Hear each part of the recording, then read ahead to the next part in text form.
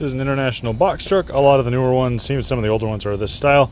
This one is starting to get messed up and get junk in there. The other side was already like this, so I replaced that. I'm going to show you how to do this. Go to the bottom of the grill, and you are going to find 4 screws right here. I've already taken them out. These are T30s. There is 4 of them along the bottom. Go ahead and get those out, and then you pull slightly, and there's a little bit of Velcro in here. You can see right there that will attach to the back of that, and then pull the whole thing forward. And then on the top, it will be a little bit wiggly, and you push the whole thing up. You will feel some sort of snap or crackle. It does not feel right, but it is right, and it comes off. And right here, this is a 10 millimeter. That's really all you'll need for that. There are 3 more on the inside, which I'll show you in a sec, but go ahead and get that one off. That just retains the front. Once that's off, I set it right there, because once you lift the hood, that's actually not gonna bump it off. Then we go ahead and we lift the hood. Now I've sprayed some PB Blaster, which looks like this. There's a bunch of different things you can use. I find this one works the best. It's also the only thing they buy me, so I have to work with what I've got. Sprayed it on here about 10 minutes earlier and just let it sit. Sometimes if you don't do that and these are really rusted together, you'll start turning this and the whole thing will break and the post will spin around with it. If that happens, I'll show you what to do. But go ahead and get those 3 off. And then once you do, the front will actually fall down. I'm not gonna get them all the way off yet. This is gonna be kind of hard to film, so I actually don't think I can, but I will show you. Get needle nose vice grip, get that on there, and then I use a box wrench and I go around counterclockwise while I hold this. I can't really do it because I've got to use both hands. Do that until you get it most of the way up, and then once you do, you undo this and put it under where the nut is, and then continue with the box wrench to get that nut all the way off. I've gotten that up as far as I can get the box wrench into it, so I'll take this off and put it down here. There we go. And this actually turned out to be kind of loose when I got it to the top, so I'll just hand spin it, and I'm keeping my palm right here. Hand spin that and get that off. Now that is completely free. And I have these left on here. I'll leave those on until the end, otherwise it'll fall and put tension on here, and I just don't want it that. I don't want to put any tension on this, even though these are kind of rugged. I don't want to put any tension on them. And the next thing I will do is come up here and just unplug that, leave the light in. It doesn't come with that, it does come with this part of the harness. And then you've got to take these off. This will fit through one. Actually, it'll fit through, I think, all of them. I've never actually done that. I've always just popped them off. Well, you learn something new even when you're trying to teach something new. So there you go, you can just slide them right through, I guess. But normally what I would do is I would take this trim tool and I would turn it one way or the other, or pop it, because you get some kind of leverage like that, and that would pop off. A lot of times it does break these tabs and you gotta get new ones. Not all the way, not every time though. But just sliding this through is actually a little bit easier. I didn't know you could do that. So go ahead and do that, it is a lot easier. Once you get those all down, you will have to pop this one off. This will not fit through there. So like I was saying, you get a trim tool. You can yank them out by hand, but the trim tool is a lot easier.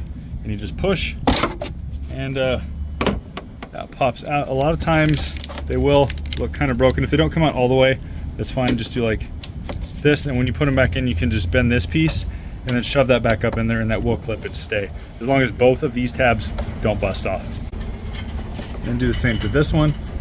And with that off, the only thing left is to detach this, and once you do, it is good to look inside and make sure there is no corrosion. A lot of times there is. So that green is the corrosion, and this kind of brown yellow stuff, that's some electrical grease in there, but I do need to take a look at that and see if that's gross, but that's beyond the scope of this video. So on this side, it doesn't really matter because that's getting replaced, but on here you want to clean these if they've got corrosion. If it's got too much, you want to replace that part of the body connector on the harness. And I forgot down here there actually is one on the bottom. You got to pop off that, but that's a different style, and the new one will have that, so you don't have to worry about swapping that up. Then you can do this, get that up in there, and then remove these nuts, and the whole thing will just fall down towards the ground. If it doesn't, you just give it a tap and it'll fall. There we go. And see, that is why I detached this first. You don't want any sort of tension on that. Granted, they're not very heavy, so it's not going to mess up too much, but you don't want to put any tension on the this side and have it yank. That's just not a good thing to do. Go ahead and drop it. Here is the new one, and at this point we just reverse the process. Part of this is going to be kind of hard to film. I need both hands, but so what I do is I get that in there, and then the entirety of that part of the harness goes through that that circle right there. And the reason that I keep this right here is so when I get this fully on here, first one that we took off, that 10 millimeter, I will hold the light housing up in there, and then right here I will just get that in a couple turns and then leave it, and then I can go ahead and do the back end. So I'll go ahead and seat this in here, make sure that all of those, I mean there's some extras, but you want them to line up with these ones that you are putting in.